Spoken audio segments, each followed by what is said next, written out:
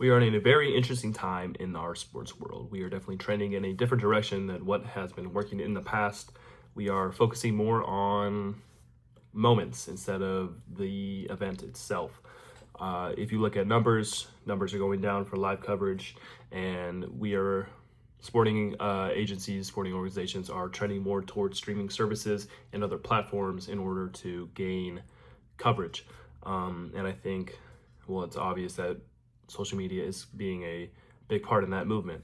So I'll just be going through the way some of these major sports organizations are having us as viewers consume their media throughout their seasons. So NBA, you have ABC, NBC, and Peacock on Sundays, Peacock Mondays, NBC and Peacock on Tuesdays, ESPN Wednesdays, Prime Thursdays, Prime Friday, ESPN Friday, Prime Saturday, ABC Saturday. And then you also have their subscription service as NBA League Pass, where you're going to get those out-of-market games as well.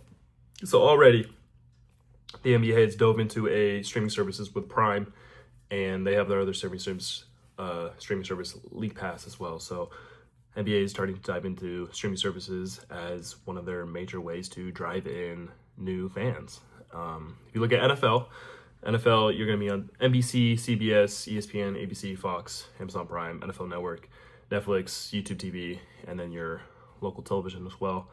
Obviously, Prime is on Thursdays. Sunday night games are going to be on NBC and Peacock, and then ESPN has the Monday night games. Those are the three biggest games of the week. Those have the most ratings, but now they are on not nationally broadcast games. Well, the Sunday night game is NBC and Peacock, so that one too. If you don't have cable, you're still able to get that game as well. And then they have their Sunday ticket through YouTube TV, another subscription service. They're going to get those out-of-market games, but those still don't get every single games, because if you are you're not going to get your local games on Sunday ticket. So you're still going to have to be able to have cable television if you want to see your local team. MLB, their streaming services include Hulu, YouTube TV, and Sling TV. Sling TV, you get the channels of MLB Network, ESPN, Fox, FS1, and TBS, so you'll be able to get more games if you are subscribed to Sling TV. And then nationally televised games are primarily going to be on Fox for MLB. So again, they're diving into streaming services as well. And yeah, NHL, they are probably the least transitioned into that subscription service. So ESPN, TNT, and ABC have their national games. But also the NHL do not have as many national games as the rest of those sports leagues. But they also have ESPN Plus and their own subscription service as NHL Center Ice, and they are also on Hulu as well. So still you have multiple options to watch there. Formula One, they just had their big race on Disney Plus, and they are on Disney Plus and ESPN Plus going forward. So again, just more streaming services. And big reason why they decided to switch to this is because they've been trending more in social media than they were in how they were traditionally pushing out their media. So this is from Formula One website. Formula One has seen a huge surge in growth with younger fans, and data shows that more than 4 million children ages 8 to 12 actively follow the sport in the Europe and US. 54% of their followers on TikTok and 40% of their Instagram followers are under 25 years old. So that is really telling to where media is going to be targeted going forward. These are a younger audience that is tuning into or paying attention to Formula One through social media, and it's very telling that, like, hey, 40% of your Instagram followers, 54% of your TikTok followers, that's a big difference. That's a big deal. That's a big chunk of your followers. So you have to market it towards them, and they are doing that through Disney Plus and ESPN Plus, which streaming services. Disney Plus typically is going to be catered towards children. So again, they're marketing well there. WWE, if you consider them a sport, they're athletic event, so I'm going to consider them. Internationally, everything they have is on Netflix, but US, it is very, very convoluted, so I'll go through for you. Their Monday show is on Netflix, Tuesday show on CNN, Friday show is on USA.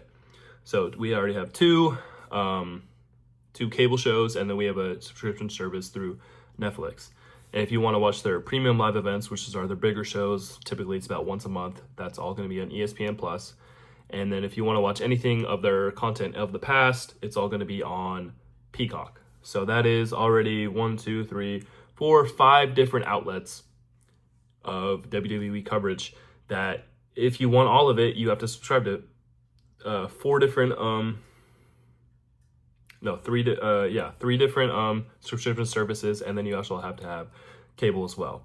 So that's very, very diluted for a wrestling fan in 2025.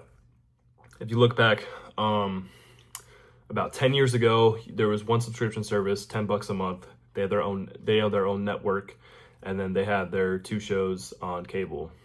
So that's just, it's been expanded in the last, really in the last year. UFC, everything they have now is on ESPN. They were doing pay-per-views for the longest time. They just recently switched to ESPN Plus. So now you only need the subscription service of ESPN Plus to watch every single UFC pay-per-view. Or I think it's called Premium Live Event now as well.